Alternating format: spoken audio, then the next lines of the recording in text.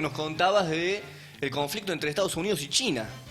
Bien, es algo que se viene hablando ya hace varios años. En primer lugar, hay que aclarar que en el mundo, o sea, en el mundo, en el sistema internacional, en el orden internacional, o como se lo quiera decir, siempre ha habido competencias por el poder global, por el dominio, por la hegemonía. En el siglo XIX tuvimos las guerras entre el Imperio Británico con el Imperio Francés, luego asciende el Imperio Austrohúngaro, Prusia, después viene el ascenso del Imperio Soviético, de Estados Unidos, la Guerra Fría. Siempre hubo competencias por la hegemonía y por el dominio global. Luego de la Guerra Fría vino una época muy cortita de unilateralidad, en donde Estados Unidos había salido como el gran vencedor de esta Guerra Fría, donde pensábamos que, como lo dijo un gran internacionalista, Francis Fukuyama, era el fin de la historia.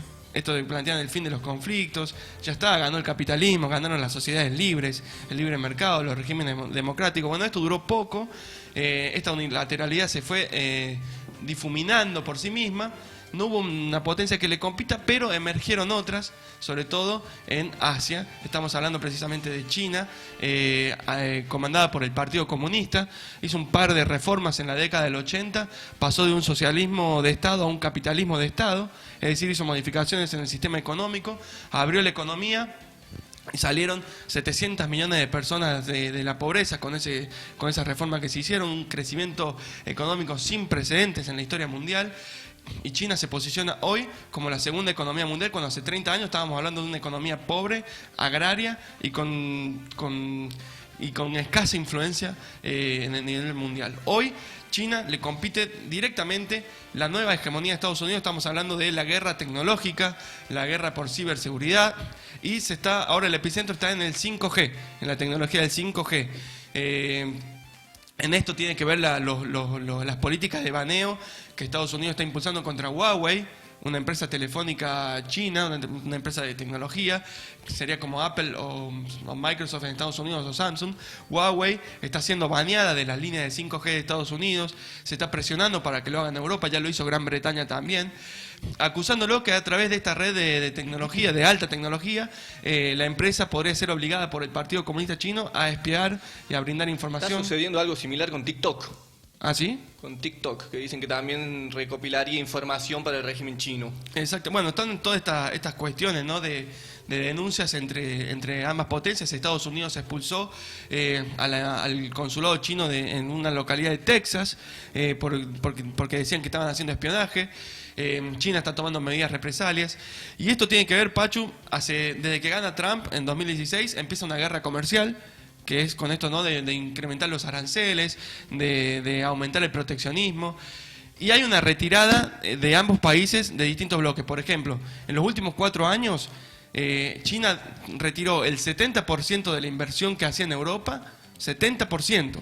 Es una retirada impresionante, pero esto significa también más expansión hacia África, consolidar su hegemonía en Asia, y está mirando también a América Latina. Por eso decía que hay que prestar atención a nuestro futuro inmediato, porque Estados Unidos también está haciendo lo mismo, está retirando empresas de China para relocalizarlas en sus esferas de influencia, y es una oportunidad también para Argentina y para América Latina, porque esas empresas que se van de China, por supuesto, van a buscar ser localizadas en algunos países, no solamente de Europa, sino también en nuestra región. Esta guerra comercial, guerra tecnológica y carrera armamentista tiene que ver con la disputa global. Hay muchos especialistas que dicen que China no tiene intenciones, como sí lo tuvo el imperialismo británico o el imperialismo yanqui, de meterte en tu sistema político, de condicionarte de esa manera, sino que está basado, y toman el libro blanco de China que se escribió en 2008, en un ascenso pacífico, en una coexistencia pacífica y en relaciones de complementariedad estratégica.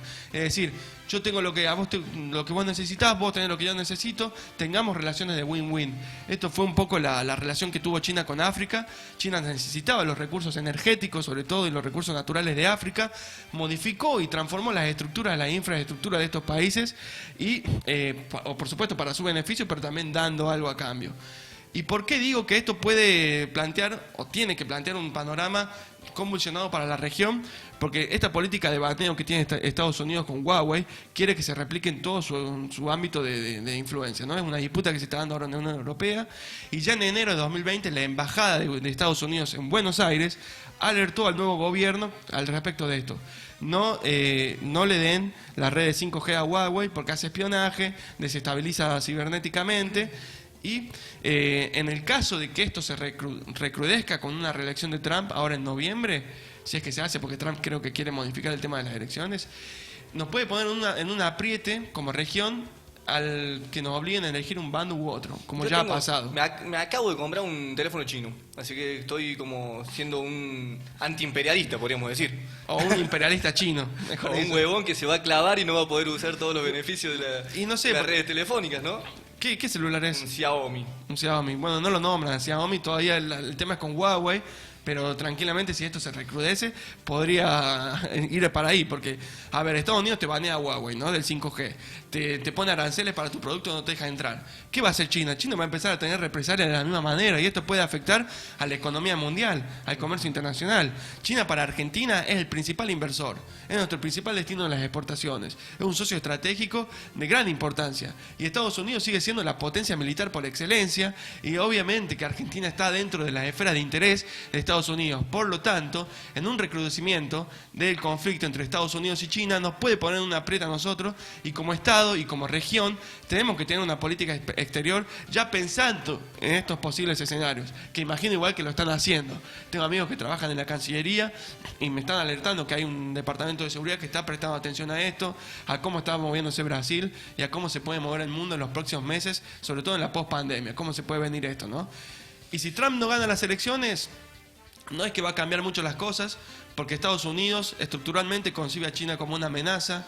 Ya con la administración Obama en 2011 caracteriza a China como una necesidad de tener una estrategia de contención ante la expansión china, porque obviamente la hegemonía de Estados Unidos está en disputa, está perdiendo fuerzas, ya no es el Estados Unidos de antes, aunque siga por supuesto dominando en la economía mundial. Está siendo muy políticamente correcto. Yo te quiero preguntar, porque vos me hablas de una guerra económica, de intereses económicos, de bloqueos. Quiero saber, porque se comenta de esta guerra bacteriológica, guerra virósica, guerra biológica, no sé bien cómo nombrarla, con respecto a esto del tema del COVID. A ver, China ¿cuántos muertos tuvo? Estados Unidos ¿cuántos muertos lleva? ¿Cómo afecta esto a la economía mundial? ¿Quién puede salir beneficiado de un golpe económico como el que estamos por vivir a nivel mundial? Sí, a ver, la guerra bacteriológica es algo que se habla hace muchos años. Sería un escalón más en las modalidades de hacer guerra. Sabemos que están las guerras químicas, las guerras nucleares. Esto sería una nueva dimensión de la guerra bacteriológica. Yo no lo descarto realmente, pero tampoco tengo la certeza como para poder afirmarlo, ¿me entendés? O sea, yo me quedo... No lo afirmo, pero tampoco lo niego, digamos. Claro, no tengo pruebas, pero tampoco dudas, dijeran. No, pero, a ver, es muy probable, pero como te digo, no lo puedo asegurar. ¿Y quién sale más golpeado, quién no? Y si uno ve o se guía por los organismos internacionales que hacen estadísticas, Fondo Monetario Internacional, Organización Mundial del Comercio, o las mismas Naciones Unidas, o el Banco Mundial, y otros institutos privados, China es el que menos golpeado sale desde el punto de vista económico, porque de tener una proyección antes de la pandemia de un crecimiento del 6% en 2020, ese crecimiento se va a retrotraer y va a ser o de 0 o de 1. O sea, o no crece o crece muy poco, pero crece. En cambio, Estados Unidos y muchos países de Occidente no solamente no van a crecer, sino que van a tener una contracción económica, o sea, van a tener una caída en términos negativos, y esto significa pérdida de puestos de trabajo, aumento de la pobreza y contracción del comercio mundial. Entonces, nosotros en el sentido occidentales, puede ser que salgamos más golpeados de esta crisis económica que produjo la pandemia, ¿no? Tal cual. Bueno, interesante. Déjame también prendidísima la gente del otro lado, mandando mensajes. Muchísimas gracias a todos los que están del otro lado escuchando. A Gaby Romero, que nos escucha siempre. A Santi. Hablando de Santi, te quiero preguntar, Tablón, porque yo no conozco. ¿Conoces el barrio Néstor Kirchner? ¿Lo Conozco el conoces? barrio Néstor Kirchner. ¿Qué tal sí. está?